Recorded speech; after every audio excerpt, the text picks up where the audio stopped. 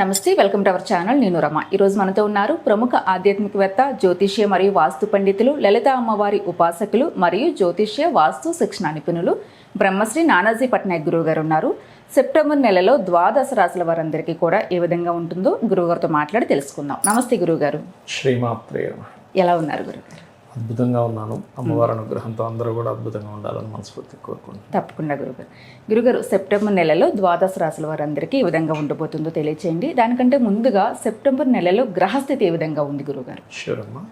First of all ఏంటంటే మనకి మేషం నుంచి తీసుకుంటే మేష రాశి నుంచి కరెక్ట్గా మన గురువు మూడులో ఉన్నాడు. అంటే ఒక మేషం అని కాదు, గురువు మిథునంలో ఉండడం, కర్కాటక రాశిలో శుక్రుడు ఉన్నాడు. ఈ శుక్రుడు 15వ తేదీ నుంచి సింహంలోకి మారుతున్నాడు. సింహరాశిలో ఉన్నటువంటి రవి 17వ తేదీ కన్యారాశిలో మారుతున్నాడు. అదే 15వ తేదీ బుధుడు కూడా కన్యారాశిలోకి మారుతున్నాడు. అదేవిధంగా కుజుడు 14వ తేదీ, ఇప్పుడు ప్రజెంట్ ఏమో మనకి కన్యలో ఉన్న కుజుడు తులలోకి వస్తాడు 14వ తేదీ. ఇక మనకి 1వ తేదీ నుంచి 30 రోజుల పాటు అన్ని రాశులు చంద్రుడు సంచరిస్తాడు. మీనంలో గురువు, కుంభంలో రాహు యొక్క సంచారం జరుగుతుంది.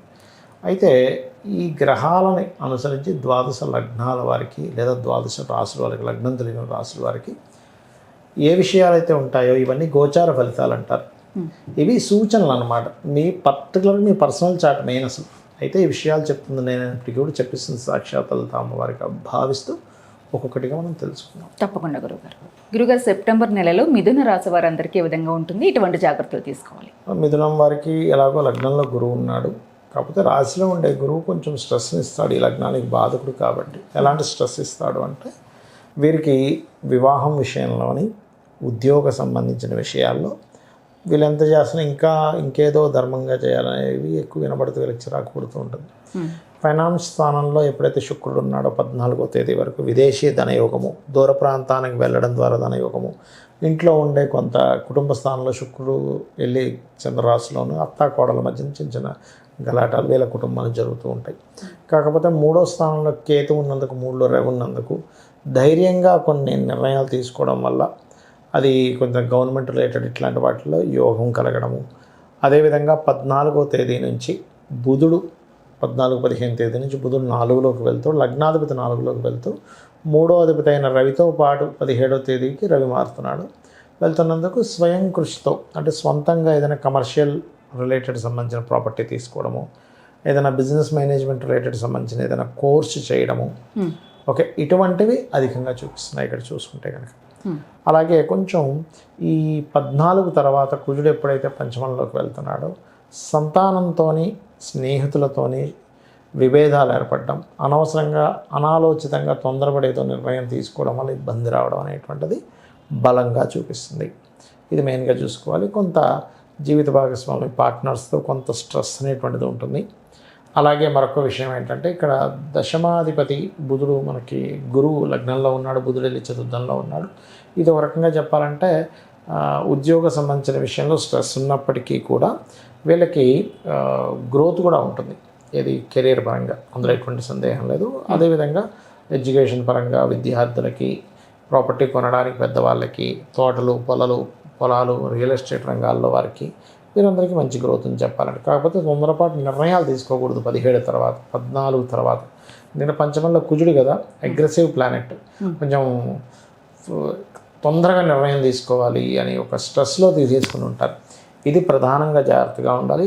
మనకి 9వ స్థానంలో రాహు ఉన్నందుకు పితృదేవత ఆరాధన ఎంత చేస్తుంటే అంత బాగుంటుంది వీరికి చెప్పాలంటే. సో ఇవి చూసుకుంటూ వీళ్ళు ఎక్కువగా లక్ష్మీ నరసింహస్వామి ఆరాధన చేసుకుంటే అన్ని విధాలు బాగుంటుంది. సరే గురుగారు, అలాగే ఈ రాశి వారికి ఏదైనా మంచి పరిహారము అంటే ఏదైనా మీరు మంత్రం చెప్తూ ఉంటారు ప్రతిసారి కూడా, అంటే మంత్రం సిద్ధించాలి అంటే మంత్రము, యంత్రము, తంత్రము ఈ 3 కలిస్తే సిద్ధిస్తుంది అంటూ ఉంటారు. మంచిగా సాధన చేస్తే దాని గురించి కూడా చెప్పండి. అంటే సిద్ధించేలాగా పరిహారం వాళ్ళకి. తప్పకుండా అమ్మా. ఫస్ట్ ఆఫ్ ఆల్ ఏంటంటే వాళ్ళు ఎదగట్లేదు అంటే లగ్నాన్ని ఏ గ్రహం ద్వారా వాళ్ళు ఇబ్బంది పడుతుందో అధిష్టాన దేవత యంత్రం వేసుకోవాలి ఎప్పుడు కూడా. అందరికీ కావాల్సింది ఏంటి? ధనం. సో లక్ష్మీ యంత్రం లేదా మీకు అది చూపిస్తా ఎలా ఏంటనే. తప్పకుండా. అలాగే ఫైనాన్షియల్గా అయితే లక్ష్మీ యంత్రం వేసుకుంటాము. వాళ్ళంతటా వాళ్ళు ఎదగలేకపోతున్నారు అంటే ఆ లగ్నాధిపతి ఎవరి ద్వారా ఇబ్బంది పడ్డాడు, శని కుజుల ద్వారా ఇబ్బంది పడితే హనుమత్ యంత్రం. లేదు మనకి అంతా బయట వాళ్ళు ఏడుపులు ఎక్కువగా ఉన్నాయి, ఒక అది దిష్టి దోషాలు కానివ్వండి, బ్లాక్ మ్యాజిక్స్ చేస్తూ ఉంటారు, లేకపోతే ఇంకేదైనా ఇంకోళ్ళు చేయాలని రూల్ లేదు, వేరే వాళ్ళు ఎవరైనా వీళ్ళని ఇబ్బంది పెడుతున్నప్పుడు కూడా దానికి సంబంధించినటువంటి విషయంలో మనకి ఏదైనా ఒక రక్షలా నిలబడాలి అంటే నరదృష్టి యంత్రం అని ఒకటి ఉంటుంది, బ్లాక్ మ్యాజిక్స్ అంటే పిశాచ బాధలు ఏవి లేకుండా ఉండే యంత్రం ఉంటుంది, అది ఇంటికి పెట్టుకుంటే కూడా మంచిది. ఇక మరొక విషయం ఏంటంటే వీళ్ళకి ఒక్కొక్కసారి వివాహం అవ్వదు, అప్పుడు లలితాసహస్రనామాల్లో ఏదైనా మంత్రం చేసుకోవచ్చు. అంటే ఓం కామేశబద్ధ మాంగళ్య సూత్ర శోభిత కందరాయ నమః, లేదా ఫైనాన్షియల్గా గ్రోత్ రావట్లేదు అప్పుడు ఓం సంపత్కరీ సమారూఢ సింధుర బ్రజ సేవితాయ నమః. ఇప్పుడు చాలామందికి 4వ స్థానం బాగోదు, అంటే 4వ స్థానం బాగోనప్పుడు ఏమవుతుందంటే సర్వసాధారణంగా వాళ్ళు ఏదైనా ప్రాపర్టీ తీసుకుంటారు, అది అమ్మేసేదాకా కష్టాలు పోవు వాళ్ళకి, అది అమ్మేసిన తర్వాత అమ్మయ్య ఫ్రీ అయిపోయినా అనుకుంటారు, మళ్ళీ ఇంకో ప్రాపర్టీ కొంటారు. కారణం ఏంటంటే 4వ స్థానం బాగాలేదు. బాగోలేనప్పుడు ఏమవుతుందంటే సర్వసాధారణంగా వాళ్ళు ఏదైతే గృహం తీసుకుంటారో ఆ యొక్క గృహంలో ఏదో వాస్తు దోషం ఉంటుంది. అలాంటప్పుడు వాస్తు యంత్రం మత్స్య యంత్రం అని అంటారు. దాన్ని నిర్మాణం చేసే వాళ్ళు అయితే భూమి లోపల పెట్టుకుంటారు, అపార్ట్మెంట్ అయితే గోడ లోపల పెట్టుకుంటారు, రెంటల్ హౌస్ అనేటప్పుడు పూజ గదిలో పెట్టుకోవచ్చు. ఈ రకంగా వీళ్ళకి అసలు రెమెడీ ఎప్పుడూ కూడా మీకు ప్రాబ్లం ఏముంది దానికి తగ్గట్టుగా చేసుకోవాలి. ఇప్పుడు జ్వరం వచ్చింది ఏం చేస్తాం, టాబ్లెట్ వేసుకుంటాం, జలుబు చేసింది క్రోసిన్ వేసుకుంటాం, లేకపోతే దగ్గు వస్తే పలానాది వేసుకుంటాం.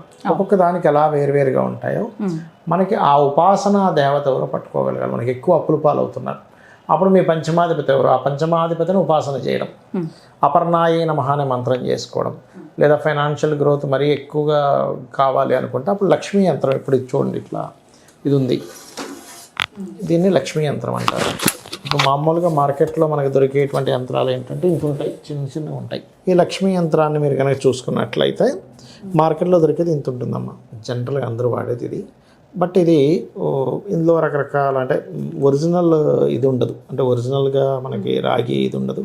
బట్ జనరల్గా అందరికీ అందుబాటులో ఉండాలి కదా, 50-100 రూపాయలకు అమ్ముతారు ఇది, అందులో ఎటువంటి డౌట్ లేదు. కాకపోతే మీరు కేవలం ఈ యంత్రాన్ని తీసుకుని ఇంట్లో పెట్టేసుకుని పూజించుకుంటే దానికి ఫలితం రాదు. యంత్రం ఎప్పుడూ కూడా మనం ఒక మంత్రం చేస్తున్నాం, ఒక పూజ చేస్తున్నాం, ఒక పదార్థంతో అంటే పుష్పాలతోనో లేకపోతే పసుపుతోనో కుంకుమతోనో చేస్తాం, దాన్ని తంత్రము అంటారు. యంత్రము అంటే ఇలా వేసుకోవాలి. మీరు దీన్ని కనుక వెయిట్ చూడండి ఒకసారి, అమ్మో ఇది రేగిలో ఉంది.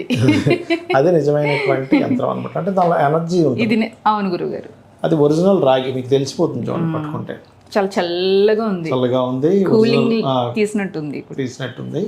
అంటే అదేంటంటే చాలా మంది చాలా బరువు ఉంది గురుగారు. అవును, చాలా బరువు ఉంటుంది. ఒరిజినల్ రాగి, ఒరిజినల్ 100% రాగి.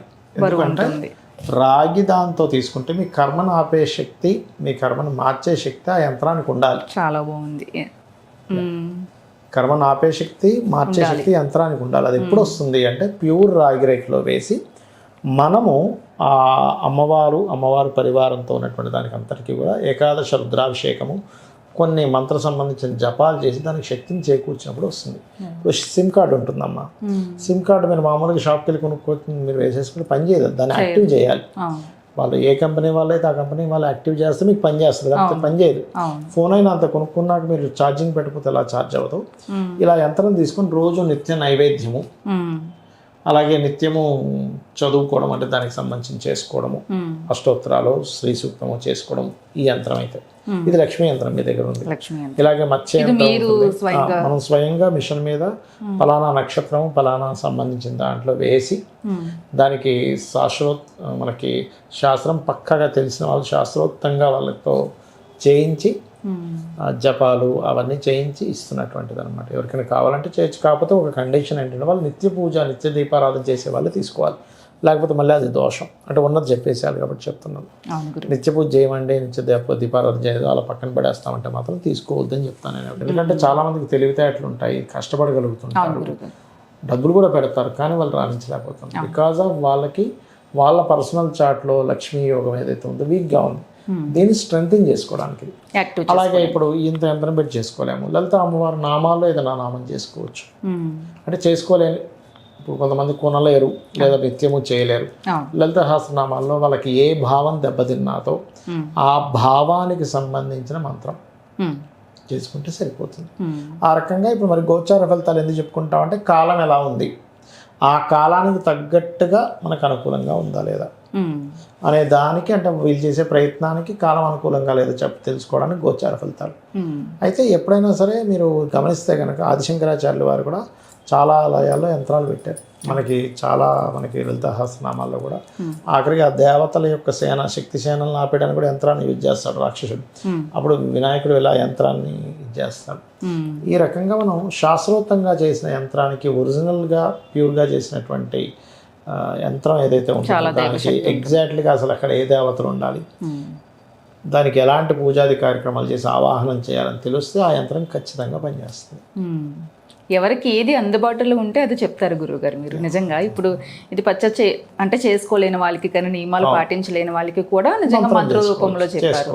కంపల్సరీ ఇది యంత్రం తీసుకుంటేనే వాళ్ళ జీవితం బాగుంటుందని నేను చెప్పను. ఎందుకంటే ఒక్కొక్క వ్యక్తి ఆర్థిక పరిస్థితి ఒక్కో రకంగా ఉంటుంది. అవును గురుగారు, తీసుకుంటే ఇంకా బాగుంటుంది, తీసుకోలేకపోతే కనీసం మంత్రమైనా మనం సిద్ధించుకునేలా చేసుకుంటే మనకి రాబోయేదంతా బ్లాక్ మ్యాజిక్ యుగం అమ్మ.